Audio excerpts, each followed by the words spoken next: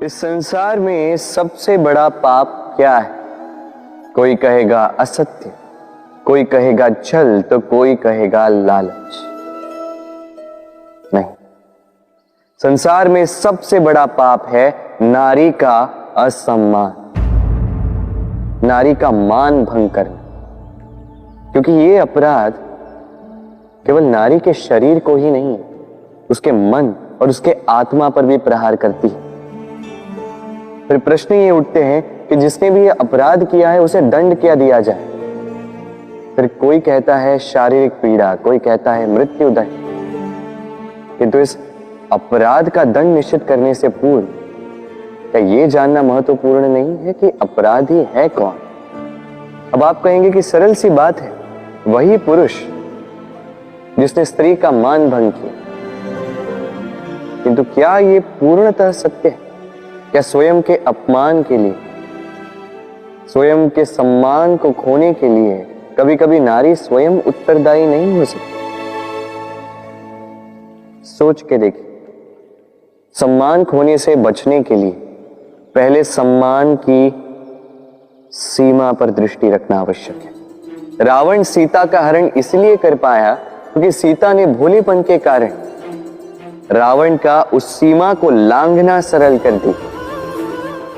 किंतु अशोक वाटिका में उसी सीता को रावण स्पर्श तक नहीं कर पाया क्योंकि उसने रावण और उसके मध्य में तिनके की एक छोटी सी दीवार बना दी थी। जीवन में ना कहना सीखें।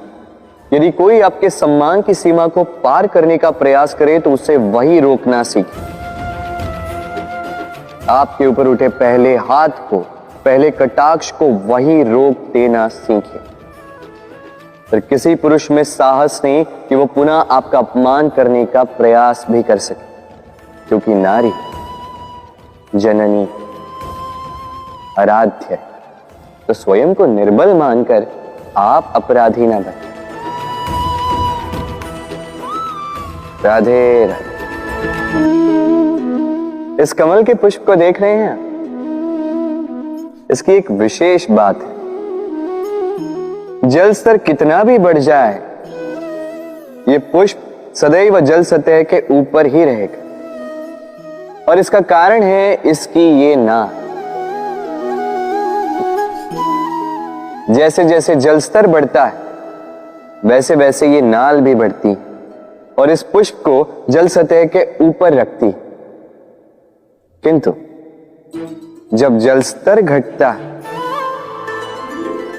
ये नाल घट नहीं पाती और फिर स्वयं के साथ ही इस पुष्प का भी विनाश कर देती। मनुष्य के साथ भी यही होता है।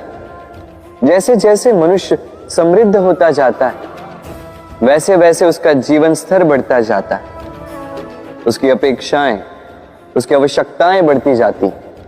किंतु जब संपन्नता घटने लगे उसकी आवश्यकताएं कम नहीं हो पाती और फिर इसी कमल की भांति मनुष्य भी टूट जाता है।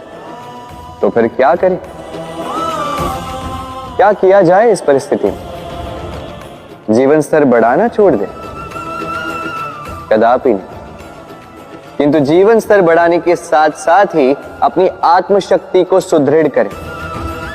संकट का समय आने पर आप अपना जीवन कैसे व्यतीत करेंगे इसका अभ्यास करें, क्योंकि जीवन स्तर और जल स्तर तो घटते बढ़ते रहेंगे। ये आप पर निर्भर करता है कि आप इन दोनों के बीच का तालमेल कैसे सुनिश्चित करते हैं। राधे राधे।